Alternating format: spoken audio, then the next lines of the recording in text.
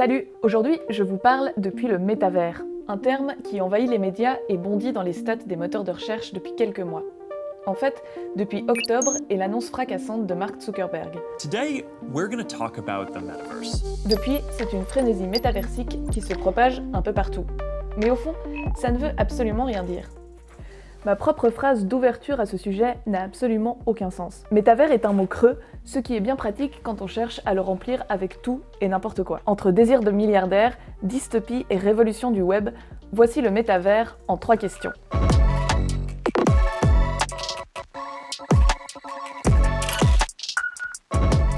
Le mot lui-même nous vient du roman de Neal Stephenson, Snow Crash, publié en 1992. Le livre met en scène un monde constitué d'une unique rue, poétiquement baptisée The Street, et qui dessert une multitude d'espaces de vie et de loisirs. Une vision d'un univers virtuel complet, parallèle à la réalité, qui est aussi développée dans le roman Ready Player One, dont l'adaptation à l'écran par Spielberg donne une image très nette. Au sein de l'Oasis, les joueurs peuvent se promener, rencontrer leurs amis, sortir, travailler, jouer. Ça vous rappelle quelque chose? Get together with friends and family, work, learn, play, shop.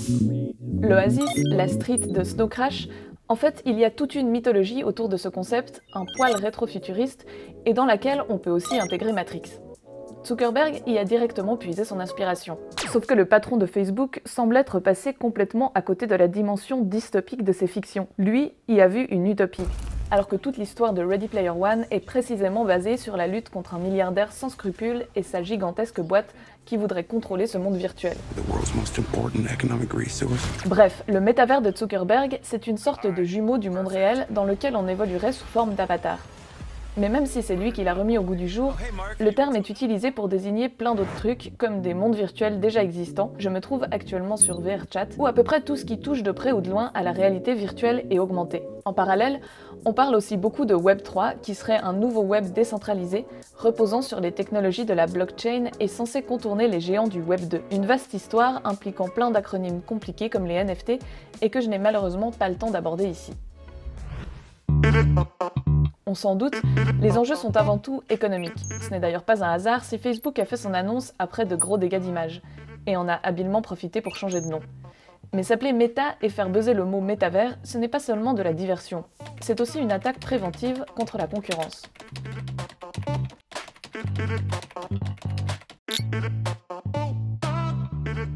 Depuis plusieurs années, les investissements dans les technologies de réalité virtuelle sont massifs. Meta a déjà annoncé la création de 10 000 emplois en Europe ces 5 prochaines années.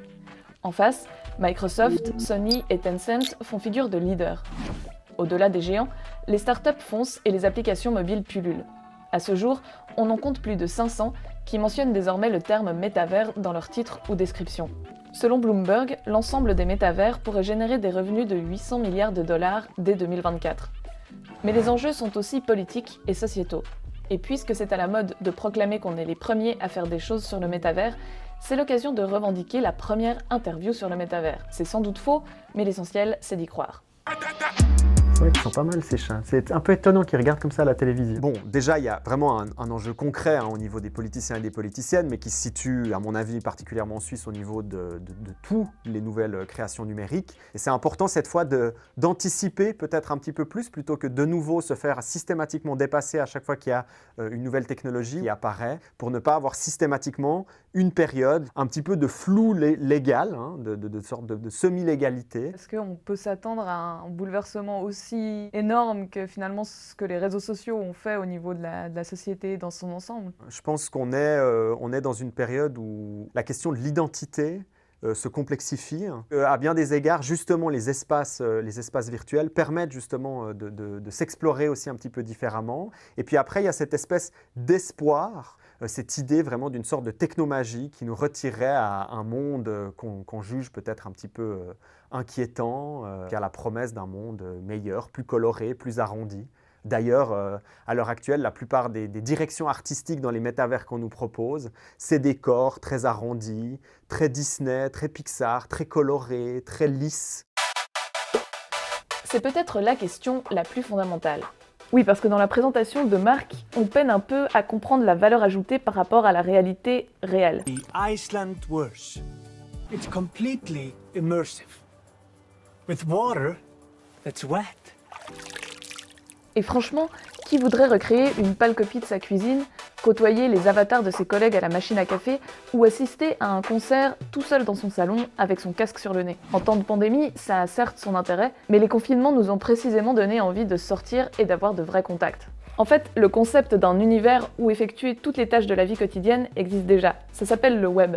Et ça reste plus pratique de faire ses courses en ligne, ou plus sympa dans la vie réelle, qu'en réalité virtuelle. Les mondes virtuels déjà existants proposent plutôt d'échapper au quotidien, de devenir quelqu'un d'autre et de vivre une fiction. Sans compter qu'imaginer un métavers unique dans lequel on pourrait sauter de Carrefour à Fortnite avant de rejoindre ses collègues en visioconférence supposerait une interopérabilité absolue. Entre des supports, du casque de VR au smartphone en passant par les tablettes et les ordinateurs, mais aussi entre des entreprises concurrentes qui ont a priori plutôt tendance à se détester qu'à vouloir rendre leurs produits compatibles les uns avec les autres. Face à cette nouvelle mode, il y a donc plusieurs types de réactions, à commencer par la ruée vers l'or des entreprises, start-up ou autres grandes marques. Tous ont surtout compris le pouvoir marketing du terme métavers, bien plus sexy que VR. Et puis, il y a les sceptiques, qui en général viennent du milieu de la tech ou des jeux vidéo, les geeks quoi. Certains n'hésitent pas à dénoncer un concept bullshit et craignent que beaucoup d'énergie ne soit dépensée pour un résultat très décevant. The metaverse is a honeypot trap for architecture astronauts that don't want to talk about GPU microarchitectures or merging network streams. Il y a une forme, disons, de spéculation, mais qui se situe plus au niveau des managers, au niveau des investisseurs, et peut-être moins vraiment au niveau des gens qui font, puis qui sont face à des problématiques vraiment concrètes d'usage. Toutes les vidéos qu'on va nous montrer d'utilisation de ces métavers, on est toujours dans des immenses salons de personnes bourgeoises, qui ont des immenses espaces pour installer des casques. Cet univers qu'on nous vend, fait un peu fi de certaines problématiques sociales et aussi d'accès à la technologie qui, moi, m'apparaissent à l'heure actuelle complètement désancrées en fait, des formes de réalité. Bref, la vision dystopique d'un monde réel habité par des zombies qui vivraient dans la peau de leur avatar a très peu de chances de se concrétiser. Une piste toutefois reste séduisante, laisser notre avatar réaliser toutes les tâches récurrentes et inintéressantes dans le métavers pendant qu'on va profiter de la vraie vie.